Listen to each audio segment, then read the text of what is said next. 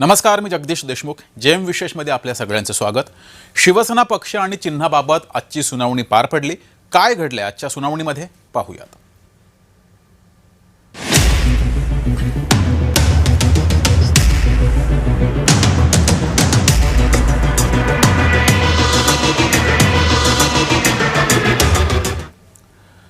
शिवसेना पक्ष कुणाचा आणि धनुष्यबाण चिन्ह कुणाचं यावर आज सुप्रीम कोर्टामध्ये सुनावणी पार पडली. यामध्ये ठाकरेंचे वकील कपिल सिब्बल यांनी दोन महत्त्वाचे मुद्दे उपस्थित केलेत.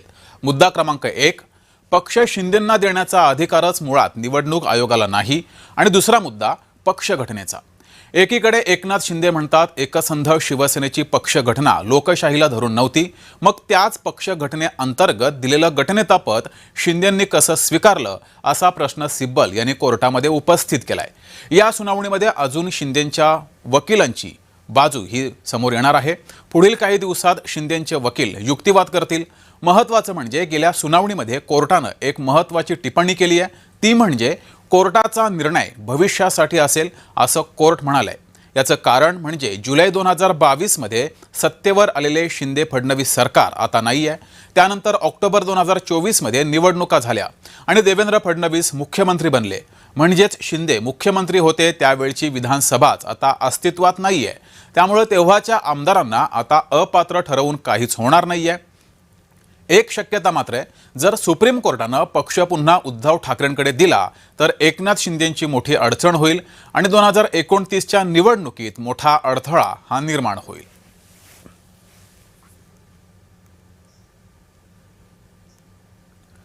तर कपिल सिब्बल यांनी कोर्टामध्ये नेमका कसा युक्तिवाद केलाय त्यावर एक नजर टाकूयात.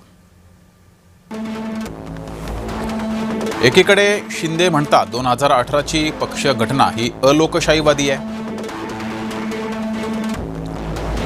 असा युक्तिवाद कपिल सिब्बल यांनी केलाय. त्याच पक्ष घटनेअंतर्गत शिंदेंची गटनेतेपदी निवड झाली होती याची आठवण कपिल सिब्बल यांनी करून दिली आहे.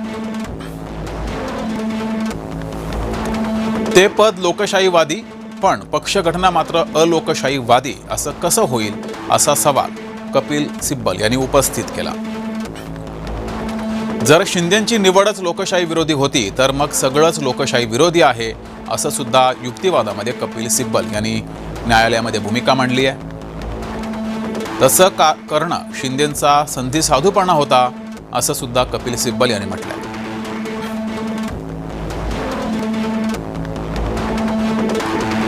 एकोणीसशे 99च्या पक्ष घटनेनुसार शिवसेनेमध्ये मुख्य नेता हे पदच नाहीये आणि सध्या एकनाथ शिंदे यांच्याकडे त्यांच्या पक्षाचा शिवसेनेचा मुख्य नेता हे पद आहे. मग शिंदेंनी स्वतःला मुख्य नेता हे पद कुठल्या पक्ष घटनेनुसार बहाल केलं असाही सवाल कपिल सिब्बल यांनी उपस्थित केलाय. मुद्दा क्रमांक 2, निवडणूक आयोग. जरी पक्ष घटना अलोकशाहीवादी असल्याचं मानलं तरी त्या निष्कर्षाचा लाभ दुसऱ्या गटाला मिळू शकत नाही असा सवाल निवडणूक आयोगाला कपिल सिब्बल यांनी उपस्थित केला. या मुद्द्यावर निर्णय घेण्याचा अधिकार निवडणूक आयोगाला कुठून आला असाही सवाल त्यांनी उपस्थित केलाय. निवडणूक आयोगाच्या निर्णयावर प्रश्नचिन्ह उपस्थित केला. समजा आयोगाकडे असा अधिकार आहे आणि त्यांनी आमची घटना अलोकतांत्रिक असल्याचं जाहीर केलं असं कपिल सिब्बल यांनी म्हटलंय. ठाकरे यांची ही घटना त्यांच्या पक्षाची घटना तरी त्याचा परिणाम केवळ पक्षाची नोंदणी रद्द करण्याच्या प्रक्रियेपुरताच मर्यादित असू शकतो असाही युक्तिवाद कपिल सिब्बल यांनी केलाय. कारण निवडणूक आयोग हा केवळ लवादे ते कोर्ट नाही आहे. त्यामुळं निवडणूक आयोग निर्णय घेऊ शकत नाही असे त्यांचं म्हणणं आहे. त्यामुळं काय लोकशाहीवादी आणि काय लोकशाही विरोधी हे ठरवण्याचा अधिकारच निवडणूक आयोगाला नाही असा युक्तिवाद हा कपिल सिब्बल यांनी केलाय. तर याबद्दल कायदेतज्ञ गिरीश राव यांना आम्ही प्रश्न विचारलेले आहेत. पहिला प्रश्न होता अपात्रतेच्या मुद्द्यावर नेमकं त्यांचं निरीक्षण काय आहे, काय नेमकं त्यांनी म्हटलंय ते पाहूयात. ह्याच्यामध्ये आता मी ऐकतोय की वारंवार कपिल सिब्बल बोलतायत, एक तर इलेक्शन कमिशनरला कॉन्स्टिट्यूशन शिवसेनेची कशी आहे त्याच्याबद्दल भाष्य करायचा अधिकार नाही. दुसरी गोष्ट, शिंदे यांनी व्हॉलेंटरीली गिव्ह अप केलेला आहे, म्हणजे सोडून दिलाय पक्ष, हेही बोलतायत. पण माझा एक काउंटर प्रश्न यांना येतोय की जर तुम्ही हे वारंवार बोलतायत की शिंदेंनी वागले नाही, त्यांचं वागणूक बरोबर नव्हतं, ते पक्षाच्या विरुद्ध होतं. मग सिंपल प्रश्न, साधा प्रश्न जो माझ्या मनात हा येतो, अनडाऊटेडली जोपर्यंत शिंदे गटाने ऍप्लिकेशन केलं नव्हतं इलेक्शन कमिशनकडे, तोपर्यंत अनडाऊटेडली हा पक्ष उद्धव ठाकरेंचाच होता, त्याच्याबद्दल कोणाचे दुमत असू शकत नाही. मग उद्धव ठाकरेंनी काढलं का नाही शिंदेंना आणि त्यांच्याबरोबर जे MLA आणि MP होते पक्षातनं? जर त्यांनी काढलं असतं तर हा प्रश्नच निर्माण झाला नसता की हा पक्ष कोणाचा, शिवसेने गटाचा किंवा उद्धव ठाकरे गटाचा. जर त्यांना जर पक्षातनं जर काढलं असतं तर हा जो सगळा मुख्य गेम आहे तो इलेक्शनच्या कमिशनच्या कडे आलाच नसता. कारण पक्षातनं काढला किंवा ठेवला हा प्रश्न जर शिंदेंना चॅलेंज करायचा असला असता त्यांना सिव्हिल कोर्टात जावं लागलं असतं, आणि आपले सिव्हिल कोर्ट किती वेळ घेतात हे तुम्हाला माहिती आहे. त्याच्यामुळे जर ठाकरेंना खरं काय करायचं होतं तर त्यांनी त्याच्या आधी केलं पाहिजे, तर शिंदे गटाला काढला पाहिजे होता बाहेर. तर शिंदे गटाला पक्षातनं जर काढून टाकला असता तर इकडे प्रॉब्लेम हा झाला असता की शिंदे मग डिस्क्वालिफाय झाले नसते. मग डिस्क्वालिफाय झाले नसते आणि बीजेपीने सरकार बनवलं असतं, त्यावेळीची गोष्ट सांगतो, बनवलं असतं आणि तो पक्ष चालला असतं, कारण ह्यांचे MLA त्यांना सपोर्ट दिला असता. पण ठाकरेंना त्यावेळी ते नको होतं की बीजेपीनी सरकार न बनू नये, त्याच्यामुळे त्यांना डिस्क्वालिफाय हा इम्पॉर्टंट मुद्दा दिसला. रादर देन आपला पक्ष वाचवण्यापेक्षा त्यांचं डिस्क्वालिफिकेशन तेव्हा त्यांना महत्वाचं दिसलं. तर राव यांना दुसरा प्रश्न विचारला. ठाकरेंनी एक न केलेल्या कारवाईबद्दल, म्हणजे शिंदेंनी उठाव केल्यावर ठाकरेंनी त्यांना पक्षातून लगेचच काढून का टाकलं नाही, असा प्रश्न विचारल्यावर त्यांनी काय उत्तर दिलंय ते पाहूयात. कमिशनची जी ऑर्डर आहे ती व्यवस्थित आहे का, ज्या बेसिसवरती त्यांनी हे ठरवलंय की शिंदेकडे धनुष्यबाण आणि पक्ष आहे म्हणून.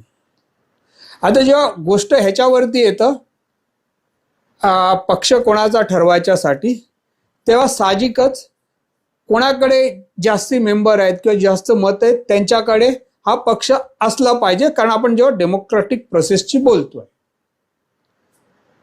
तर त्याच्यासाठी पॅरामीटर्स काय आहे, पॅरामीटर्स डिफिकल्ट आहेत. कारण हे शिवसेनेचे मेंबर कोण, कसे बनले, त्याचं काय परिस्थितीत बनले किंवा कोणाला ठेवलं, त्याचं काय रजिस्टर काय मेंटेन आहेत का, कदाचित मला वाटत नाही. जर एका पक्ष असतं त्याचा व्यवस्थित सगळ्या काय गोष्टी मेंटेन असत्या तर तुम्हाला त्याच्यावरनं दिसले असते कोण पक्ष कोणाचा, मेंबर कोणाचे, त्याचं इलेक्शन घेतलं असतं, काही झालं असतं. पण मला वाटत नाही यांचा कुठेही असा युक्तिवादच आहे की पक्ष सगळ्या रजिस्टर मेंटेन करतो, त्याच्यावरनं मग ठरवतात की कोणाचा पक्ष कोण त्यांचा मुख्य प्रमुख वगैरे, हे असं काहीच दिसत नाहीये. त्याच्यामुळे जर इलेक्शन कमिशन हे इंडिपेंडेंट एंटिटीला जेव्हा ह्या गोष्टी ठरवायच्या असतात तर त्यांना काहीतरी व्हेरिफायबल प्रूफ हा लागतो. तर प्रूफ कशात असणार, तुम्ही MLA ची मतं बघितली, MP चे मतं बघितली आणि त्याच्यामधनं कोणाला जास्ती मतं आहे त्यांच्यासाठी त्यांचा पक्ष असंच ठरवायला लागेल. दुसरे पॅरामीटर नाही आहेत. खरं म्हणजे आज आपण कोऑपरेटिव्ह सोसायटीमध्ये जर बघतो, कोऑपरेटिव्ह सोसायटीमध्ये पण जेव्हा कधी इलेक्शन, जेव्हा त्याच्यासाठी बायलॉस आहेत, त्या बायलॉस सगळ्या कोऑपरेटिव्ह सोसायटीने फॉलो केल्या पाहिजेत. तशाप्रमाणे तुमचा बायलॉस बनायला पाहिजे. त्याच्यामध्ये खूपशा गोष्टी आहेत, मेंबर कसा बनतो, मेंबर कसा काढू शकतो वगैरे, अशा सगळ्या गोष्टी आहेत. जर इलेक्शन कमिशनचं याच्या प्रकारे काहीच बायलॉस नाही. तर शिवसेनेवरील सुनावणी निमित्त काही महत्त्वाचे कायदेशीर प्रश्न उपस्थित झालेले आहेत, त्यावर एक नजर टाकूयात. विधिमंडळ पक्ष हा मूळ पक्षावर मालकी सांगू शकतो का, हा एक प्रश्न या निमित्तानं उपस्थित झालाय. राजकीय पक्षाच्या मूल्यांकनात विधिमंडळ पक्षाचं महत्त्व किती असावं, विधिमंडळ पक्षावरही पक्षाध्यक्षांचाच 100% अंमल असतो का, ज्याच्या आदेशानं तिकीट मिळालं त्याचा पक्ष आमदार खासदार सहज सोडू शकतो का, आमदारांचा गट फुटून मूळ पक्ष आमचा म्हणत पक्षाध्यक्षाला पदच्युत करू शकतो का, हाही प्रश्न या निमित्तानं उपस्थित झालाय. अधिवेशन सुरू नसताना पक्षाचा व्हीप लागू होऊ शकतो का, पक्षांतर विरोधी कायद्यामध्ये सुधारणा केली पाहिजे का, हा एक महत्त्वाचा मुद्दा आहे.